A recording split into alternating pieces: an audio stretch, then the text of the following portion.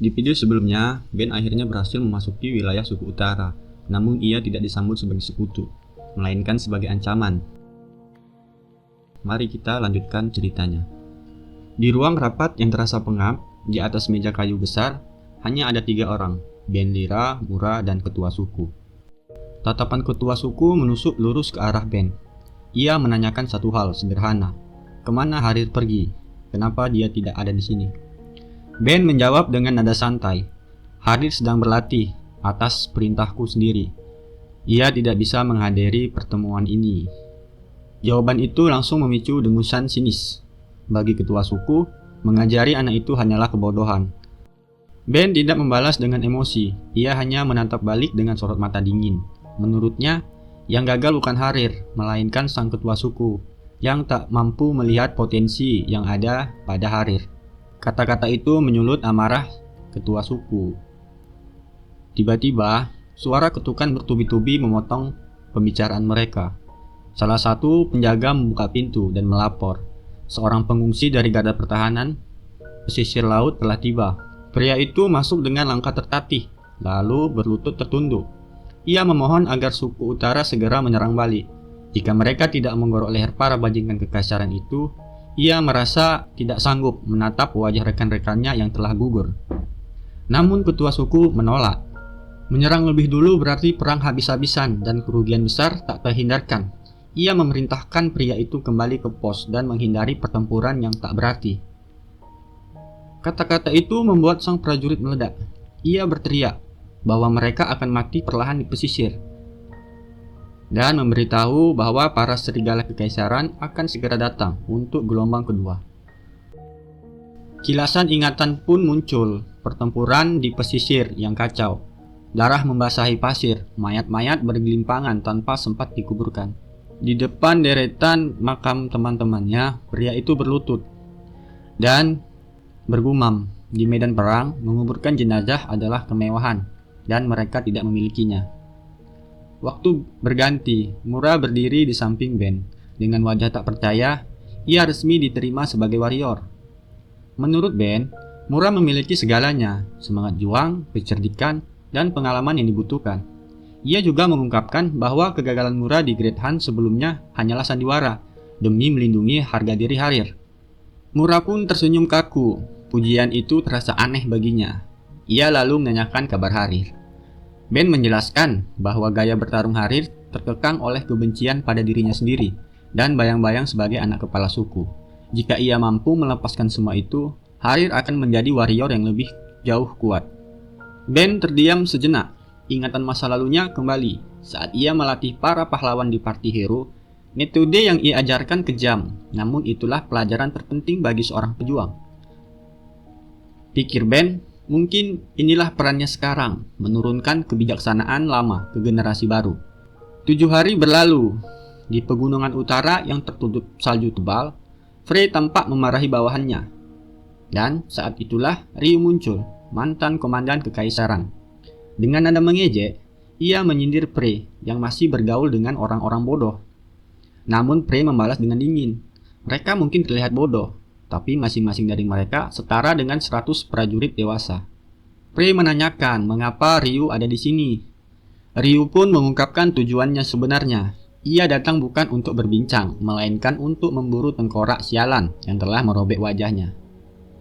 Ia juga bertanya mengapa Frey belum bergerak. Tanpa menunggu jawaban, Ryu memerintahkan pasukannya menyerbu pegunungan utara. Ia bersumpah akan membuat sang tengkorak menyesal. Di perkemahan utara, Ben memasuki ruangan ketua suku. Kali ini berbeda, ucap kepala suku. Pasukan kekaisaran tidak bergerak seperti biasanya. Sementara bantuan dari suku lain belum tentu tiba tepat waktu. Suka atau tidak, perang akan terjadi, ucapnya. Ben menepuk kepala Harir dengan santai, lalu mengajukan diri untuk ikut bertempur. Perang pun pecah. Pasukan pegunungan utara menerjang barisan pertahanan kesatria kerajaan. Seorang warrior melompat tinggi, menghantamkan kapaknya dengan kekuatan penuh. Dari kejauhan, Ben mencium bau amis darah. Dia bergumam, siklus perang terasa kembali terulang, namun kali ini berbeda. Tiba-tiba, sebuah suara terdengar dari belakang. Seorang pria melangkah maju, pengungsi dari ruang rapat sebelumnya. Dengan pedang tergenggam dan kepala tertunduk, ia berkata bahwa jika ia hanya duduk menonton dari tenda, maka ia merasa sudah mati. Ben mencoba menghentikannya, namun pria itu berbicara tentang kehormatan warrior, tentang tugas yang tak bisa dihindari. Ben pun bertanya satu hal, apakah ia datang membawa dendam? Jawabannya tegas tidak, ia datang bukan untuk membalas kematian, melainkan menunaikan kewajiban. Ben terdiam sejenak, lalu bertanya lagi, jika membangkitkan para pejuang yang telah mati, apakah ia berkeberatan? Pria itu tertegun, lalu menjawab, itu adalah tindakan terkutuk. Namun, jika melindungi tanah mereka, maka lakukanlah. Ben mengulurkan tangannya kepada pria, dan dia menggenggamnya, dan saat keduanya berdiri, cahaya muncul dari tanah. Semua orang terkejut melihatnya.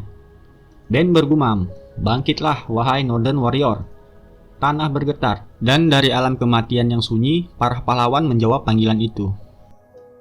Bendera sang penjaga berkibar. Dari tanah yang retak, satu persatu prajurit undead bangkit menjawab panggilan. Mata kosong mereka menyala redup, namun langkahnya tetap tegap, seolah kematian tak pernah benar-benar memisahkan mereka dari medan perang. Salah satu undead melesat maju.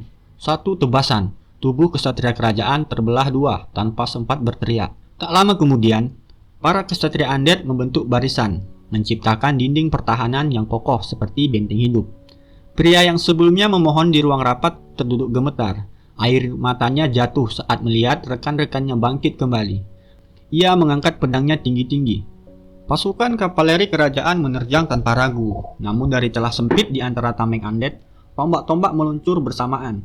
Derap kuda terhenti oleh jeritan, tubuh-tubuh terpental, dan barisan kavaleri runtuh sebelum sempat menembus pertahanan. Dari kejauhan, Ben berdiri dengan kepala tertunduk. Ia memberi hormat pada tanah yang diinjaknya. Ia memohon izin kepada Ibu Pertiwi agar para pejuang ini dapat menyelesaikan tugas terakhir mereka. Di samping Ben, Harir menatap medan perang dengan tubuh kaku. Ben menahannya untuk melangkah. Ia berkata bahwa ini terlalu cepat bagi Harir untuk turun langsung. Medan perang bukan tempat untuk membuktikan keberanian, melainkan tempat belajar membaca kematian. Namun ia juga menambahkan satu hal. Jawaban yang tak pernah Harir raih di Great Hunt, kini menunggunya di sini. Buktikan dengan matamu sendiri.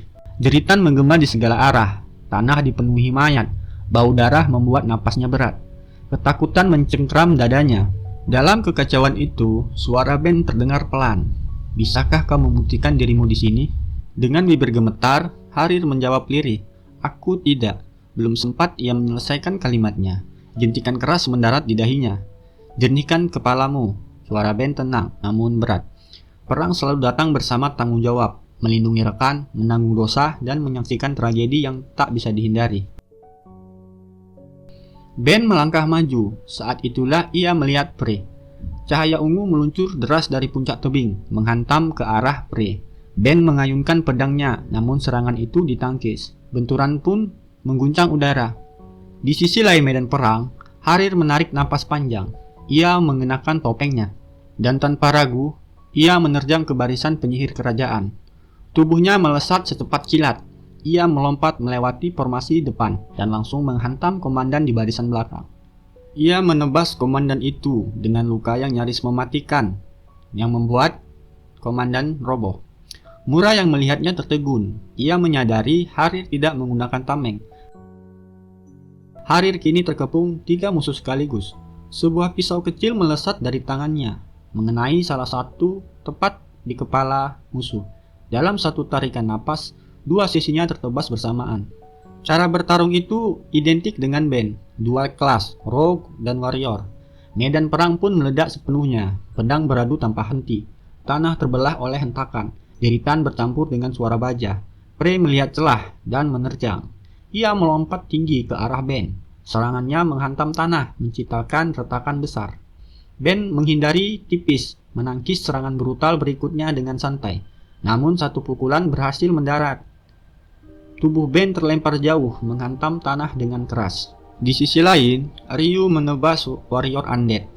Mura yang melihat Harir terkepung, segera melompat ke sisinya. Di hadapan mereka berdiri Don Ryu. Ryu menurunkan kuda-kuda tempurnya. Kalian hanyalah hidangan pembuka sebelum santapan utama. Dengan senyum liar ia berteriak, datanglah dasar orang utara. Harir dan Mura menyerang bersamaan, namun satu raungan menghantam mereka. Gelombang kekuatan itu melempar keduanya jauh ke belakang. Ryu melanjutkan serangannya. 4 bekas cakar raksasa mencabik tanah. Harir nyaris tak sempat bernapas saat menghindar. Dalam kekacauan itu, ia menyadari sesuatu. Teknik Ryu membutuhkan satu tarikan napas penuh sebelum dilepaskan. Ia berteriak pada Mura agar maju bersamaan. Anehnya, di tengah bahaya, Harir tersenyum. Untuk pertama kalinya, ia merasa hidup. Ia melesat maju tepat saat Ryu menunjukkan senyum bengisnya. Wolfhound Howling serangan dilepaskan. Namun sebelum hantaman itu mengenai Harir, Mura melompat ke depan. Tubuhnya menahan serangan itu sepenuhnya. Darah muncrat ke udara dan waktu seakan berhenti. Di sisi lain medan perang, Ben dan Prey saling bertukar serangan tanpa jeda. Tebasan demi tebasan dilancarkan. Namun tak ada satupun menemukan celah. Setiap serangan Prey ditangkis. Setiap balasan Ben dipatahkan sebelum mencapai sasaran. Ben melompat tinggi, menghantam dari udara. Namun Prey membaca arah serangannya. Dengan sempurna, dia menepis semuanya. Ia lalu menjejakkan kakinya ke tanah. Aura berputar membentuk pusaran di sekeliling tubuhnya. Spiral style. 1 langkah maju, 1 ayunan penuh, Sundering of the Horizon. Tanah terbelah dari ujung ke ujung. Gelombang kehancuran menyapu medan perang, melemparkan prajurit baik kawan maupun lawan ke udara. Ben menahan serangan itu dengan seluruh tenaganya. Tubuhnya pun terdorong jauh ke belakang hingga meninggalkan parit panjang di tanah. Frey berjalan pelan di atas tumpukan mayat kesatria kerajaan. Tatapannya dingin. "Kenapa kau memblokirnya?" katanya datar. "Kau bisa saja menghindar." Ben tidak menjawabnya. Ia meloncat maju, serangan bertubi-tubi menghujani Ben tanpa ampun. Cepat, berat, dan mematikan. Namun, semuanya berhasil ditangkis. Frey menyadari sesuatu yang aneh. Ben terus berganti senjata dari satu tangan ke tangan lain, meski memiliki 2 tangan utuh. "Itu merusak ritme bertarungmu," ucapnya. "Apakah kau terbiasa memainkan peran tertentu di dalam party?" Dalam sekejap, tubuh Prey sudah berada di depan Ben. Aura gelap membungkus pedangnya. Satu tebasan menghantam bumi, menciptakan retakan raksasa. Ben menangkis serangan itu, namun belum sempat ia bernapas, serangan kedua langsung menyusul. Ia menghindar ke bawah, meluncur melewati kolong kaki Frey, lalu menebas betisnya. Frey terkejut. Ia mencoba menginjak Ben, namun gagal. Gerakannya terlalu cepat, namun semakin lama, Frey justru menyadari sesuatu yang lebih ganjil. Gerakan Ben penuh celah. Ia terlihat hendak menyerang, lalu ragu, menyerang, lalu berhenti. Keraguan itu nyata.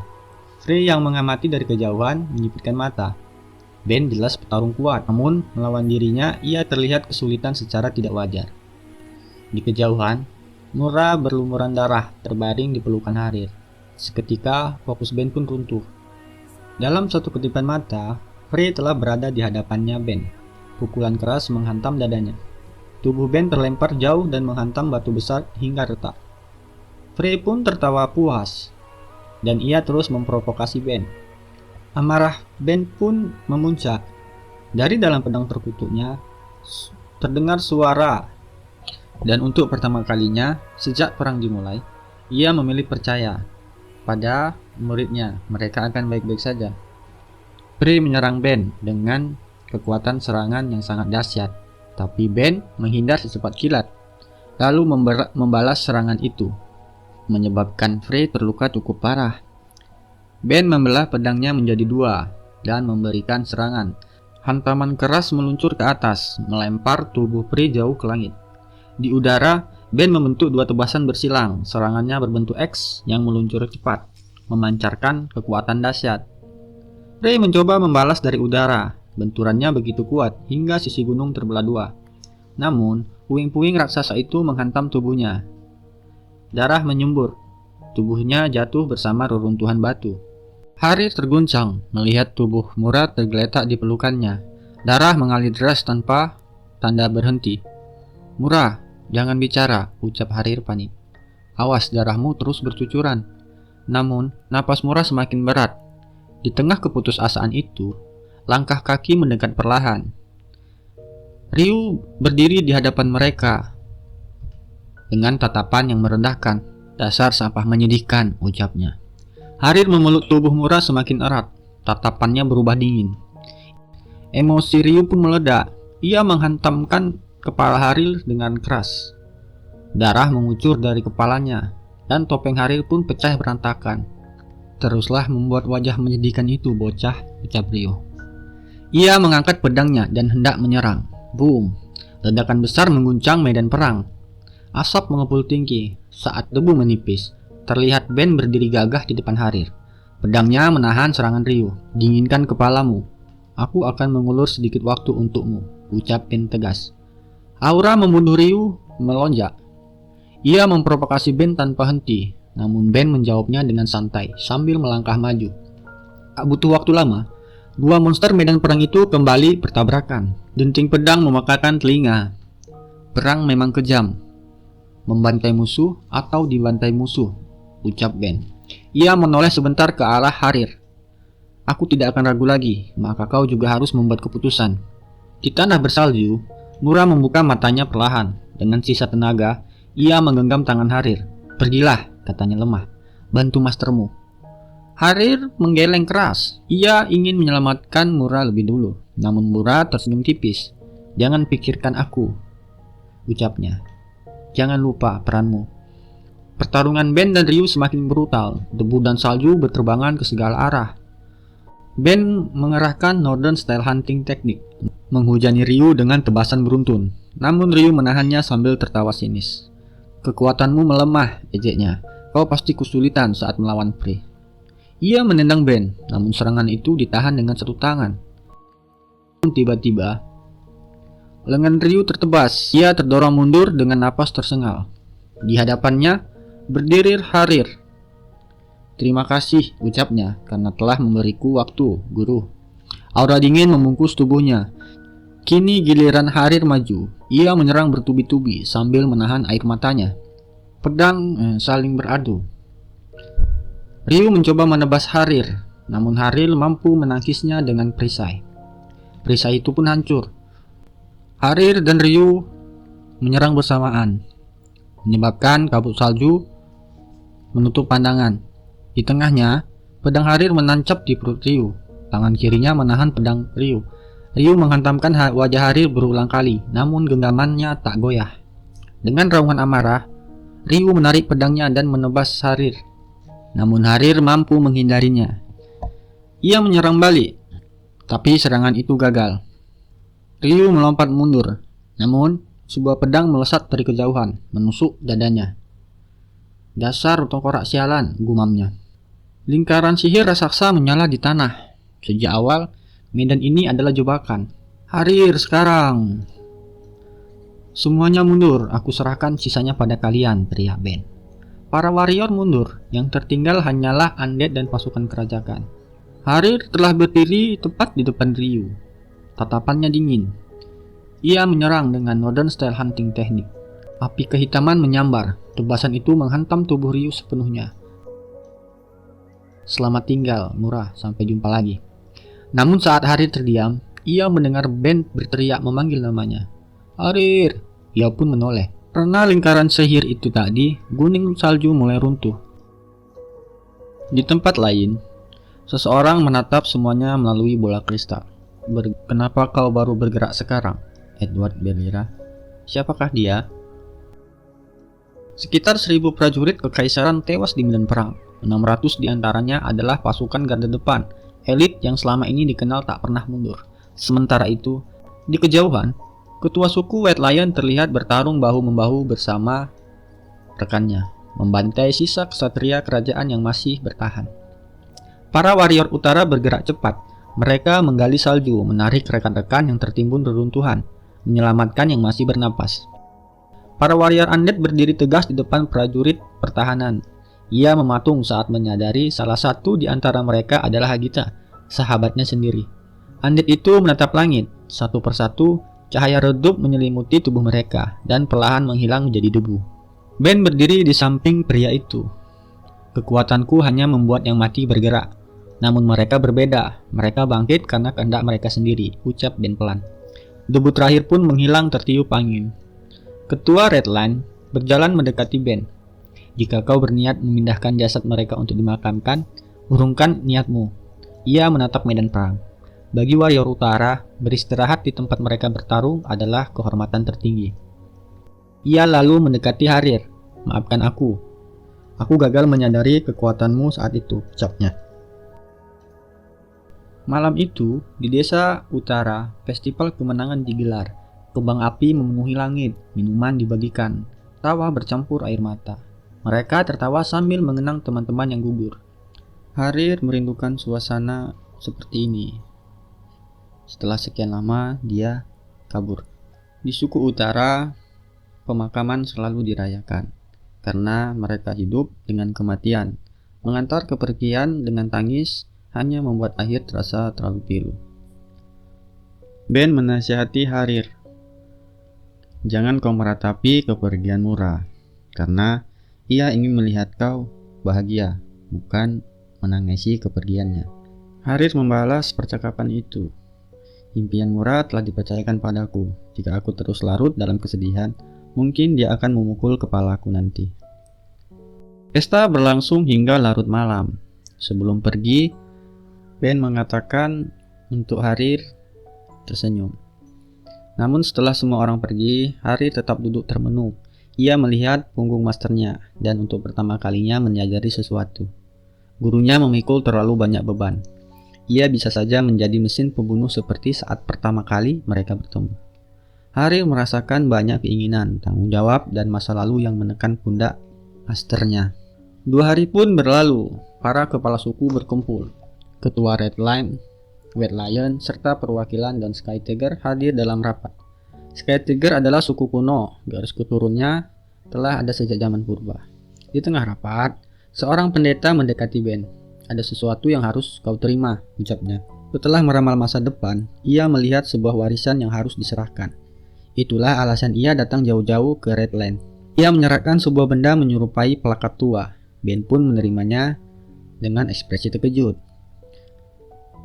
Ketua Redline memandang mereka heran, namun sang pendeta hanya berkata, ada hal-hal yang tak perlu kau ketahui, jika kau tak ingin mengetahuinya. Para ketua suku menyatakan dukungan mereka kepada Ben. Sky Tiger mengikrarkan kekuatannya. Namun suasana berubah ketika kakinya terborgol, tubuhnya terbalut pakaian tahanan. Para kepala suku terdiam, tak tahu harus berbuat apa padanya. Pria mengangkat wajahnya dan menatap Ben.